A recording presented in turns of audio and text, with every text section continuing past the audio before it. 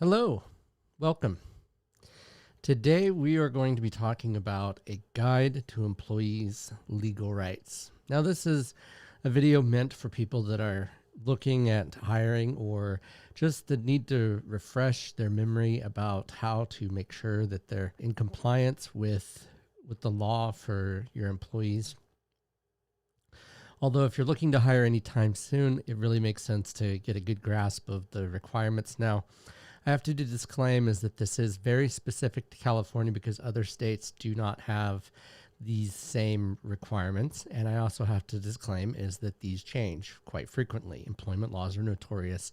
So this video, although current as of the date of this video, please make sure you're seeking local counsel to make sure that you're in compliance of the laws at that time. Especially minimum wage laws do change. To get started, my name is Taylor Darcy from Think Legal, where I help you create the business of your dreams. So if you're joining us for the first time, welcome.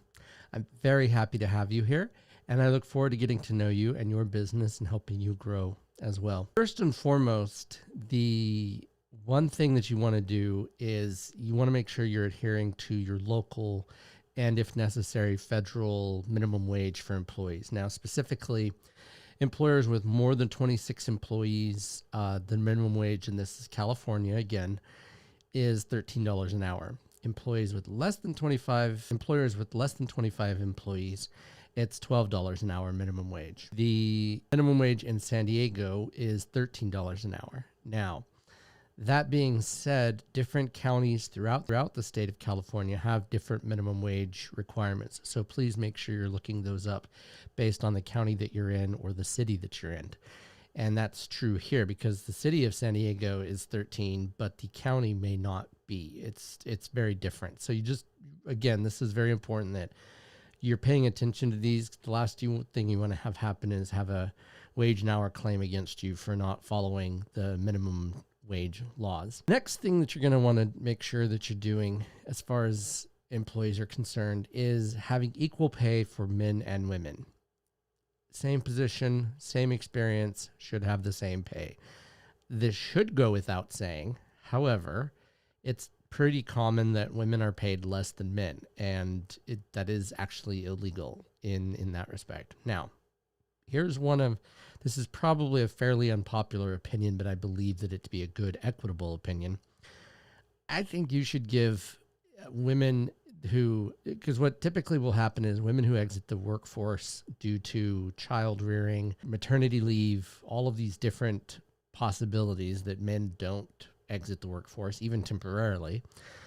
My unpopular opinion is this. I think you should keep them in match with their male counterparts because for a couple of reasons. Number one, the skills that it takes to be a stay-at-home mom, although may not specifically applicable to the position that you're hiring for, I think that it has enough value to it that having someone come into the role with those experiences and those skills that come from being a stay-at-home parent are invaluable. And I think that they are on par with the work that they would be doing at your position. And so I think it would be wise and encouraged and would certainly show that you value these types of things as an employer. There's no law, and again, this is opinion, there is no law for this, but the idea being that by keeping their salary on par with their male counterparts, regardless of their exit from the workplace or workforce, would go a long ways towards creating a really good relationship between you and your employees, and thereby ensuring that they're staying regularly or more frequently. There's a certain value. And cost-wise, I don't think it's substantially worth not paying them that amount. It just doesn't make sense. The morale factor, especially because of the skills that they bring and the value that they bring, is much higher. So keep that in mind. It should be equal pay, but again, I think you should make sure that you're staying on track with the male workers as well. The other thing that you need to know is that your overtime. Employees that are non-exempt, so people that are not considered management is typically what an exempt employee is. You are required to pay them overtime, and it's 1.5 times their hourly wage for anything over 40 hours worked in a week or anything over 8 hours worked in a day. Now, this is California specific. Other states have different rules. Make sure you're following your state's laws and finding local counsel if needed thing. Now, there are some instances when you have to pay double time, which is 12 hours or more per day and more than 8 hours on the 7th consecutive day. So if someone works those types of overtime, you want to make sure that you're calculating that overtime correctly at two times. Employees and non-exempt employees are entitled to meal periods of 30 minutes for every before 5 hours of work. If they're going to be working more than 6 hours. If they're working 6 hours or less, they can waive their work period or their rest period, their meal period, but it should be in writing, and that writing should only be for that particular instance. In other words, if they're going to continue to do that, they have to get a writing every time that they're going to waive that meal period. But that's only if they're working 6 hours or less. If they're working 6 hours and more, then you're required to give them a meal period and they can't waive it. So keep that in mind. The next thing that you need to know is you have 10 minutes of a rest period. So, and this 10 minutes needs to be away from work, away from all responsibilities. There can be no on-call factor. And this is true for the meal period as well. There can be no on-call. It needs to be completely separate. And that 10 minutes starts at the beginning of when they reach the place away from work, employee lounge, if they leave to go out to their car, whatever they're leaving. So a lot of employers will just give them 15 minutes, 2.5 minutes each way as a buffer on that. But the law is 10 minutes from the time that they start getting there, especially if, for instance, you're walking to your break and someone, hey, I've got a quick question for you. And it turns into a 10-minute question. If they're not brave enough to tell them that they have a break, then, which happens, right? And so then it starts as soon as they get to that rest period or that rest place. So it's got to be 10 minutes from the time that they start at that rest place. They don't need to clock in and out for a rest period. They do need to clock in and out for that meal period to make sure you're in compliance with the law of having that meal period during that half an hour for that time period, so that you're making sure you're doing it before that 5 hours. In California, women and presumably men have the right to wear pants. Cannot require them to wear dresses, skirts, or other types of attire that are that. Now, that also comes into play if you're talking uniform. If uniform is pants, it should be pants. They're for men and women.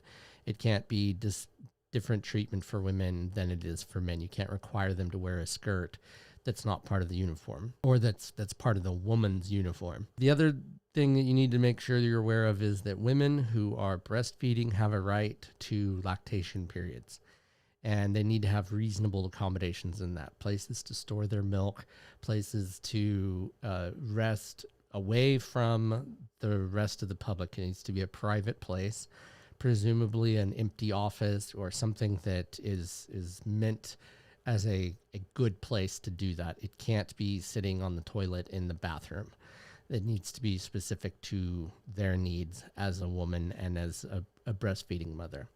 So you want to make sure that you have that set up correctly for your business, so that you're not running that risk of a discrimination suit. The next thing that you want to make sure you're doing is having reasonable accommodations for disabilities, including illiterate employees. You need to make sure that people are able to do their job reasonably so. It doesn't have to be extraordinary. You don't have to make crazy accommodations. It needs to be reasonable accommodations. And so if someone is hard of hearing, you want to make sure that you're providing things with captions on them.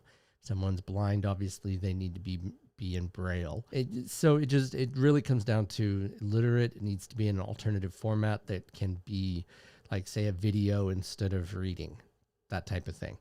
It just needs to be in a format that is respected for that particular disability. Again, it needs to be reasonable. It doesn't need to be crazy. It doesn't have to be beyond reasonable. It just needs to be reasonable. Last but certainly not least, you need to be providing smoke-free workplaces. There can't be a smoke break room. They have to be able to go out. If there is smoking allowed at your campus, your area, make sure that it's away from normal public areas, be 20 feet from the building for that purpose. You also need to make sure you're providing restroom, and if people are changing clothes, think doctors that are coming in from one thing and are changing into their scrubs, then you need to provide changing rooms for people. And these are all just, again, these are kind of high level. These are not super specific. We're going to talk more about those in a future video, but this gives you a good idea of how to comply with employees' legal rights and making sure that you're doing what you should as an employer to ensure your employees are getting good, they're having a good work environment. And these are all ways to go above and beyond that. Now, these are the minimums, okay? So you can always do more. You can always give extra. These are the minimums. So when I talk about these things, these are the things that keep you out of trouble. However, things that will make your business spectacular is if you go above and beyond these things, 15-minute breaks, 20-minute breaks, whatever. Hour-long meals, half an hour paid of those hour-long meals, things of that nature. Those are great ways to build trust and loyalty with your employees and to build trust and thereby build trust and loyalty for your customers, because happy employees treat your customers better.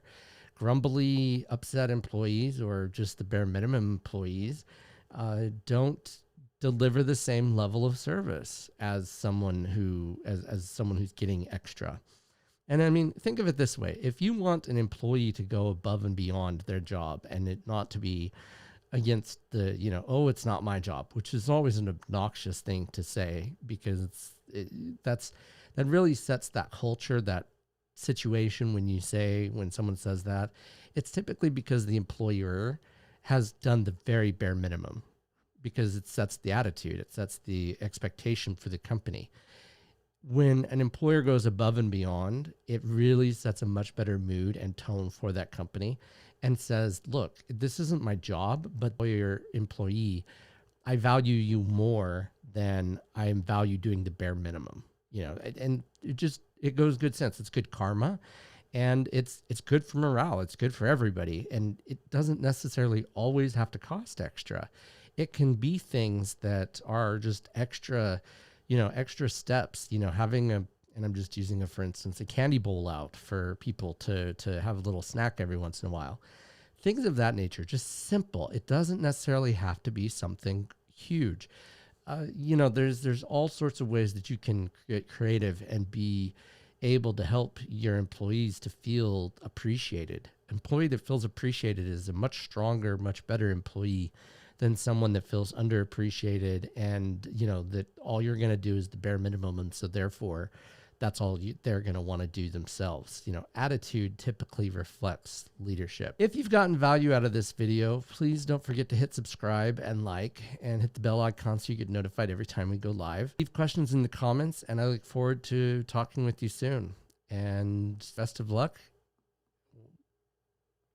See you later.